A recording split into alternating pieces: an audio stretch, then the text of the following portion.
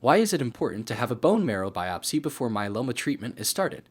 The importance of a bone marrow biopsy. I would say that maybe 50 years ago, you could probably get away with just saying, this patient has all the characteristics of multiple myeloma on their x rays, on their blood test. We don't need to see the myeloma, right? We know this person has myeloma, and you'd be correct. I mean, the clinical characteristics of myeloma are fairly distinct, and the simple blood tests that you can do are fairly straightforward. In this day and age, you can't do that. That's not I wouldn't say that's not even cutting edge medicine. That's not even standard of care anymore because now the ability to understand what that myeloma looks like and what your myeloma looks like, because remember, it's multiple myeloma, and it really means that there are multiple different flavors and variations of myeloma, that yours might be different than somebody else's.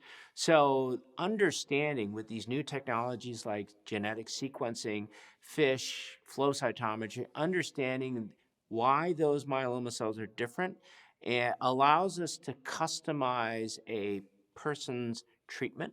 It also allows us to say, you have myeloma that we know based on your genetic fingerprint of the myeloma that you'll probably respond fairly well to therapy, and we can go with a standard route of therapy.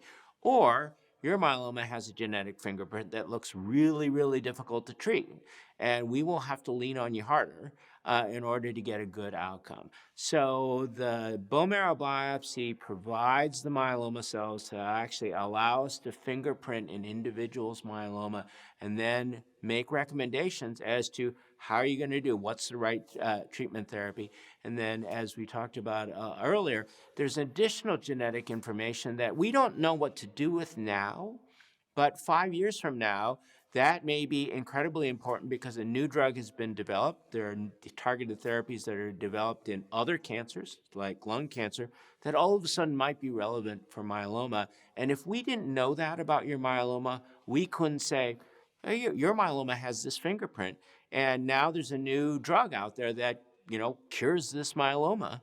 We need to, and if we didn't know that about your myeloma, you wouldn't be eligible for that kind of treatment. So I think that everybody should have their bone marrow biopsies done. Everybody should have as much detail that can be derived from their myeloma, including next generation sequencing if they have that capability. All those things I think the patient should have done from the very beginning. So there's a few reasons why you generally want to have a bone marrow before you start treatment. One is you really get the full staging picture, because if you've already started treatment and now there's 30% myeloma in the marrow, was there 90% when you started or not? The other is that you start to disturb the genetics. So even though we think of myeloma as one disease, even within an individual, there's usually at least 4 to 6 subclones. So let's say one of those subclones has a genetic abnormality, let's say an 1114 that we may want to give venetoclax to later. But you get enough treatment where that subclone goes away, and now we don't detect that. We may not think about that as a potential future option.